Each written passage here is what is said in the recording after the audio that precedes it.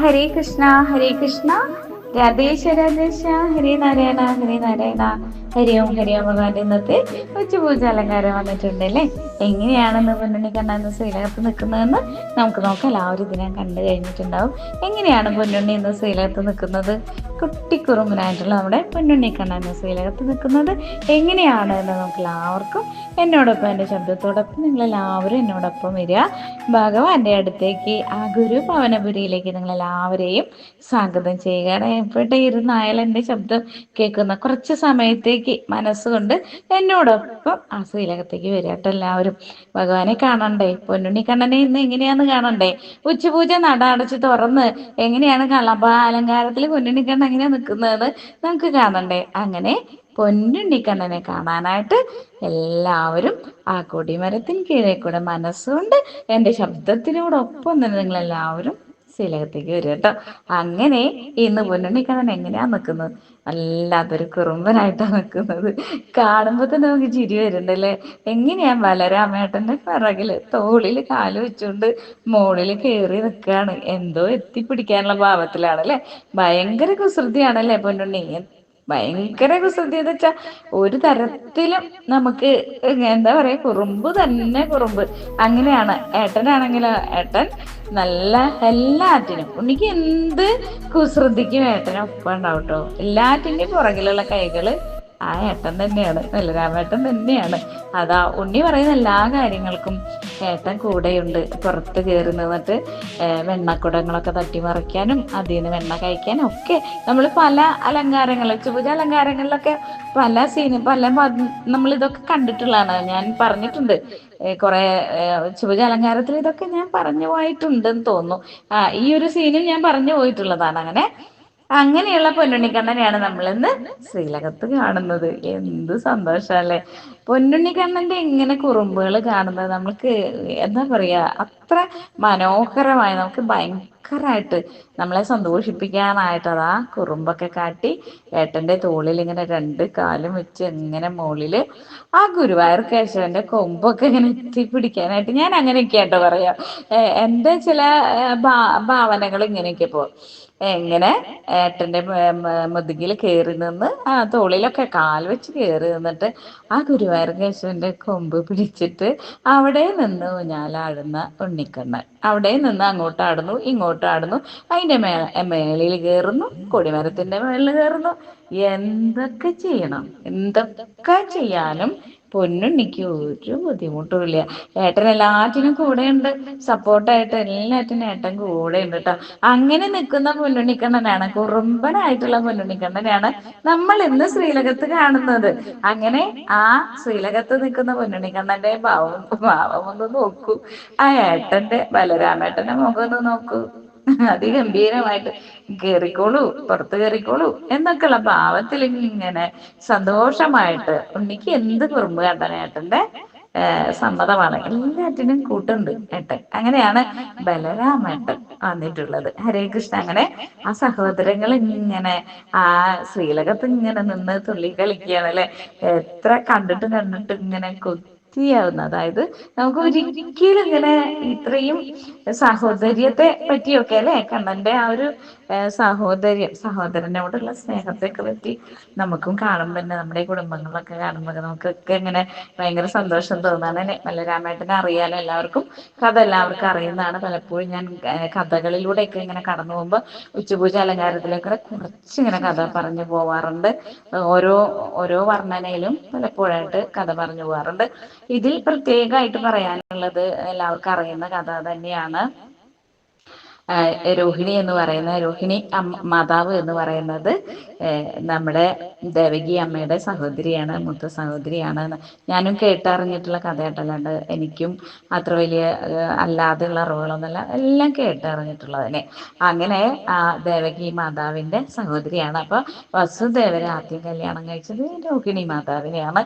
പക്ഷെ അവർക്ക് കുട്ടികളൊന്നും ഉണ്ടായിരുന്നില്ല. അവർ അമ്പാടിയിലാണുള്ളത്. അങ്ങനെയുള്ള ആ അമ്പാടിയിൽ അവർ താമസിക്കുന്നുണ്ട്. അങ്ങനെ നമുക്ക് ഭഗവാന്റെ ഏഴാമത്തെ ദേവകി ദേവിയുടെ ഏഴാമത്തെ പുത്രനായിട്ട് ഏഴാമത്തെ കുഞ്ഞ് ജനിക്കുമ്പോഴത്തേക്കും ആ കുഞ്ഞിനെ പറ്റി പറയുന്നത് അത് ചാപിള്ളയായിരുന്നു എന്ന് പറയുന്നുണ്ട്. കഥയിലൂടെ പറയുന്നുണ്ട് ചാപിള്ളയായിരുന്നു എന്നുള്ളത്. അപ്പോൾ ആ കുഞ്ഞിനെ നമ്മുടെ അമ്മയിലേക്ക്, അതായത് രോഹിണി അമ്മയിലേക്ക് ഇങ്ങനെ മാറ്റപ്പെടുകയാണ്. ആ കുഞ്ഞാണ് ശരിക്കും ഭഗവാന്റെ സഹോദരനായിട്ടുള്ള ബലരാമേട്ടൻ എന്ന് പറയുന്നത്. ഏട്ടനാണ്, ബലരാമേട്ടനാണ്. അപ്പൊ എന്നിട്ട് കംസനോട് പറയുന്നുണ്ട്, ആ കുഞ്ഞ് ഏഴാമത്തെ ഗർഭം ആയിട്ടുണ്ടായിരുന്ന കുഞ്ഞ് ചാപിള്ളയായിരുന്നു എന്ന് പറയുന്നുണ്ട്. വസുദേവർ അങ്ങനെ പറയുന്നുണ്ട്. ആ കഥ നിങ്ങൾക്ക് എല്ലാവർക്കും അറിയുന്ന കഥ തന്നെയാണ്. ഹരേ കൃഷ്ണ, ഹരേ കൃഷ്ണ. അങ്ങനെ ആ കുഞ്ഞാണ് അവിടെ അമ്പാടിയിലുള്ളത്, ബലരാമേട്ടനാണ്. അവിടേക്കാണ് ദേവകി ദേവിയുടെ നമ്മുടെ ഭഗവാൻ പൊന്നുണ്ണിക്കണ്ണൻ അങ്ങനെ യശോദാമ്മയുടെ അടുത്തേക്ക് എത്തുന്നത്. അങ്ങനെ അവിടെ കൊണ്ട് കിടത്തുന്നുണ്ട് എന്നൊക്കെ നമ്മൾ കഴിഞ്ഞ അഷ്ടമി രോഹിണിയിലൊക്കെ നമ്മൾ കണ്ട കാര്യമാണ്, എല്ലാവർക്കും അറിയുന്ന കാര്യമാണ്. അങ്ങനെ അവിടെ നിന്നുള്ള ദേവിയാണ് ഇങ്ങോട്ടേക്ക് കൊണ്ടുവന്നത്. വസുദേവര് കുഞ്ഞിനെ കൊണ്ടുവന്ന് പറയണ്ടല്ലോ, അതാണ് കേട്ടോ. അപ്പൊ അങ്ങനെ ആ രണ്ട് സഹോദരങ്ങളും അവിടെയുണ്ട്, അമ്പാടിയിലും ഉണ്ട്. അവിടെയാണ് അവരുടെ കുട്ടിക്കാലം, അവിടെയാണുള്ളത്. അങ്ങനെയുള്ള ആ കുട്ടിക്കാലത്തിന്റെ കളികൾ എന്ന് വെച്ചിട്ടുണ്ടെങ്കിൽ ഇങ്ങനെയൊക്കെയാണ് കളികൾ.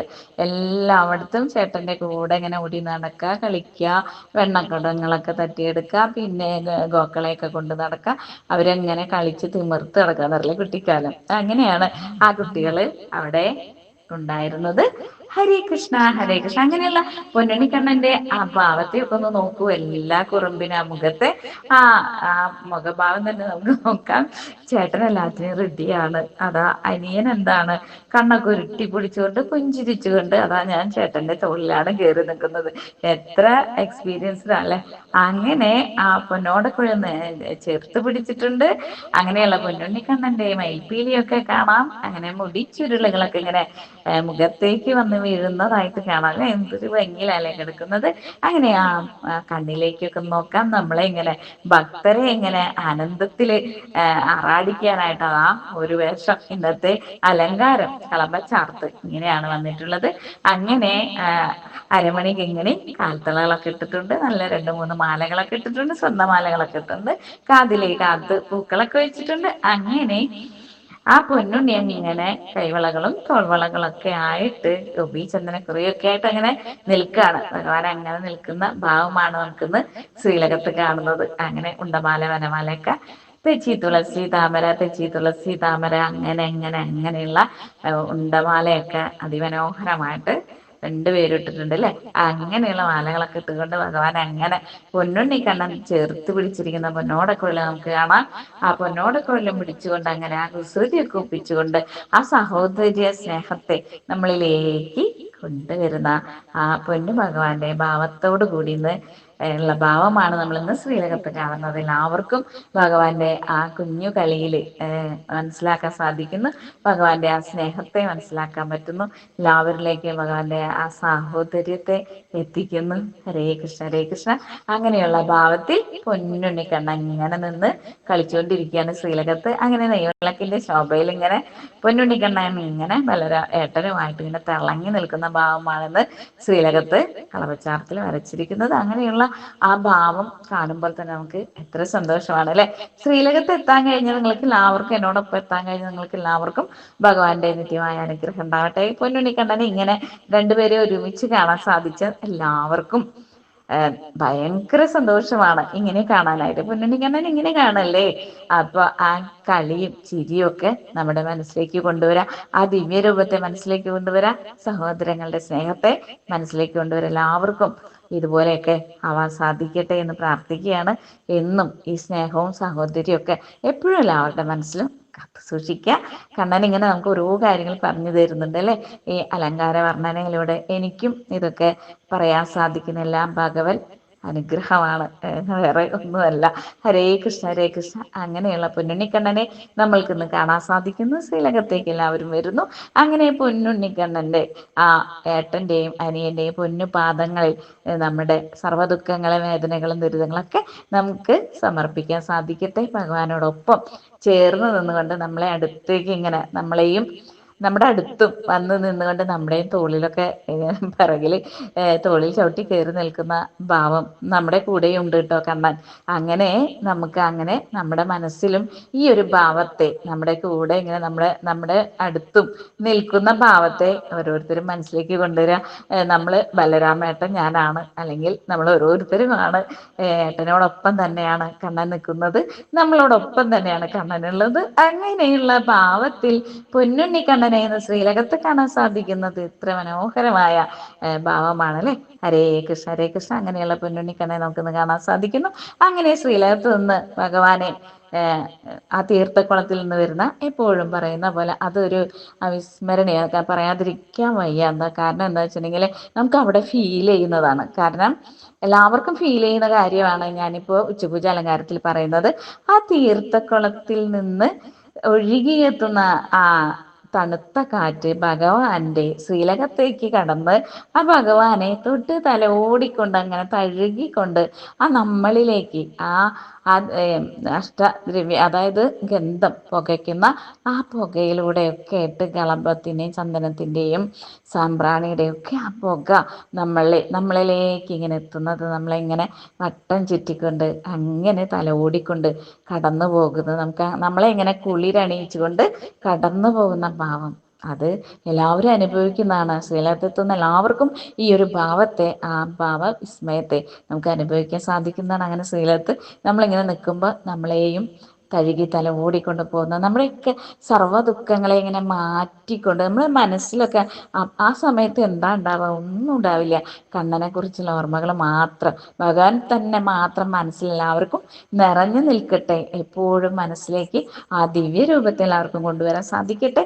അങ്ങനെ ഭഗവാനെ കണ്ടുകൊണ്ട് വണങ്ങിക്കൊണ്ട് അങ്ങനെ ഭഗവാന്റെ ഇന്നത്തെ അലങ്കാരത്തിൽ ഭഗവാൻ ഇങ്ങനെ കാണാൻ സാധിച്ച നിങ്ങൾക്ക് ഏവർക്കും എന്നോടൊപ്പം ഗുരുഭവനപുരിയിലേക്ക് ശ്രീലകത്തേക്ക് എത്താൻ സാധിച്ച എല്ലാവർക്കും ഭഗവാന്റെ നിത്യമായ അനുഗ്രഹം എല്ലാവർക്കും ഉണ്ടാവട്ടെ എന്ന് പ്രാർത്ഥിക്കുകയാണ്. ഹരേ കൃഷ്ണ ഹരേ കൃഷ്ണ, രാധേശ്വര രാധേശ, ഹരേ നാരായണ ഹരേ നാരായണ, ഹരിയോ ഹരിയോ. ഭഗവാന്റെ എല്ലാ അനുഗ്രഹങ്ങളും ഉണ്ടാവട്ടെ കേട്ടോ. മനസ്സിൽ ദിവ്യരൂപം മനസ്സിലേക്ക് കൊണ്ടുവരാം.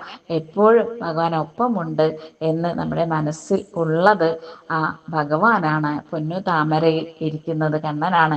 നമ്മളെ നയിക്കുന്നത്, നമ്മുടെ ജീവിതത്തെ മുന്നോട്ട് കൊണ്ടുപോകുന്നത്, ലക്ഷ്യത്തിലേക്ക് എത്തുന്ന എപ്പോഴും മനസ്സിലാ ചിന്ത എല്ലാവർക്കും ഉണ്ടാവട്ടെ. ഹരേ കൃഷ്ണ ഹരേ കൃഷ്ണ. അതോടൊപ്പം സാഹോദര്യത്തെയും ആ ബന്ധത്തെയും ഒക്കെ ഭഗവാൻ ഇങ്ങനെ കളിയിലൂടെയും ചിരിയിലൂടെയൊക്കെ നമുക്ക് ഇങ്ങനെ പറഞ്ഞു തരുന്നതൊക്കെ സ്നേഹത്തിന്റെ വാക്കുകളാണ്. സ്നേഹവും നന്മയും മാത്രമേ ഭഗവാന്റെ കൂടെയുള്ളൂ. അതാണ് എപ്പോഴും എല്ലാ അലങ്കാര വർണ്ണനയിൽ എപ്പോഴും ഞാനും അത് തന്നെയാണ് പറയുന്നത്. ഹരേ കൃഷ്ണ ഹരേ കൃഷ്ണ, രാധേശ്വര രാധേശ്വര, ഹരേ നാരായണ ഹരേ നാരായണ, ഹരിയും ഹരിയും. ഭഗവാന്റെ എല്ലാ അനുഗ്രഹങ്ങളും ഉണ്ടാവട്ടെ എന്ന് പ്രാർത്ഥിക്കുന്നു. അങ്ങനെ ഭഗവാൻ എങ്ങനെ തൊട്ട് തഴുകിക്കൊണ്ട് നമ്മളെങ്ങനെ അവിടെ നിന്നൊന്ന് സ്ഥലത്ത് നിന്നൊന്ന് തിരിയാണ്. ഭഗവാനെ വണങ്ങിക്കൊണ്ട് തൊട്ട് നമസ്കരിച്ചുകൊണ്ട് ആ തൃപ്പാദങ്ങളിൽ കിടന്നുകൊണ്ട് നമസ്കരിച്ചൊന്ന് നമുക്കൊന്ന് തിരിയാം. ഹരേ കൃഷ്ണ ഹരേ കൃഷ്ണ, രാധേശ്വര രാധേശ്വര, ഹരേ നാരായണ ഹരേ നാരായണ, ഹരി ഓം ഹരി ഓം.